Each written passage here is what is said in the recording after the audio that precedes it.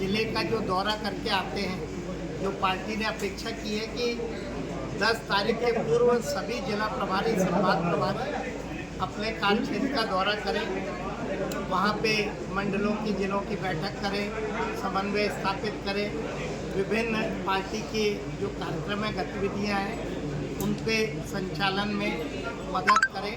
तो वो जो जिले की रिपोर्ट वो लाते हैं, उस रिपोर्ट को लेने के लिए विस्तृत रूप से उन्होंने जो जिले में गए थे और जो काम किया उसके क्या उनका अनुभव रहा, उसके लिए हमने ये बैठक रखी थी, जिसमें हमारे यशस्वी मुख्यमंत्री मोहन यादव जी भी उपस्थित थे और हमने सभी हमारे जिला प्रभारी संभाग वहाँ के जिले में पार्टी की गतिविधियों की चर्चा की। सर ये जो रिपोर्ट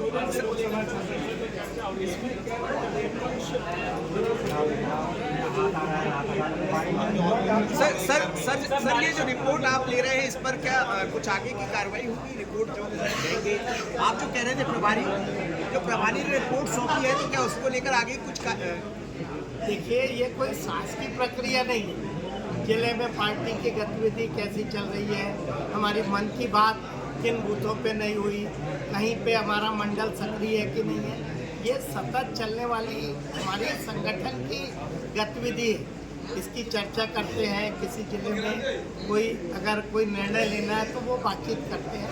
तो ये रूटीन में चलने वाली हमारी संगठन की जो गतिविधियाँ है, उसको लेके हर महीने अपेक्षा करते हैं कि प्रदेश को अपने मुख्यमंत्री जी से भी अपेक्षा की थी, वो भी उसमें शामिल। नारी शक्ति बंधन अधिनियम को लेकर चर्चा चल रही है और राहुल गांधी ये कह रहे हैं कि चमत्कारी है प्रधानमंत्री। देखिए, नारी शक्ति हमारा जो हमारी बहनों को, महिलाओं को जो 33% आरक्षण देना है, मैं समझता हूँ मोदी सरकार और भारतीय जनता पार्टी की मोदी सरकार ने एक ऐतिहासिक कदम उठाया है। कई बार आरक्षण की बात तो सब दल करते हैं, लेकिन जब आरक्षण देने की बात आती है तो कभी कोई प्रति को फाड़ देता है, कभी किसी और विरोध, कोई मुद्दे को लेकर विरोध करता है। इस बार प्रधानमंत्री ने विपक्ष से भी आग्रह किया था। प्रधानमंत्री ने तो कहा था कि सारा श्रेय विपक्ष ले, लेकिन एक कानून जो देश में बनना चाहिए, एक महिला आरक्षण होना चाहिए, उसमें हम सब एक मत रहें, उसमें सारे दल एक मत रहें, और वैसी अपेक्षा प्रधानमंत्री ने की थी। हमारे विपक्ष के नेता राहुल गांधी की भाषा अमर्यादित रहती है।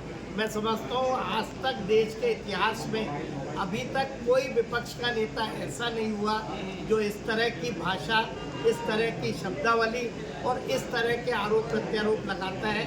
चाहे देश का प्रधानमंत्री हो, चाहे विपक्ष का नेता हो, हर की भाषा संयमित और मर्यादित होती है। लेकिन मुझे कहते हुए दुख है कि भारत की आज़ादी के बाद पहले विपक्ष के नेता राहुल गांधी हैं, जिनकी भाषा मर्यादित है और जो अपने शब्दों का भी संतुलन नहीं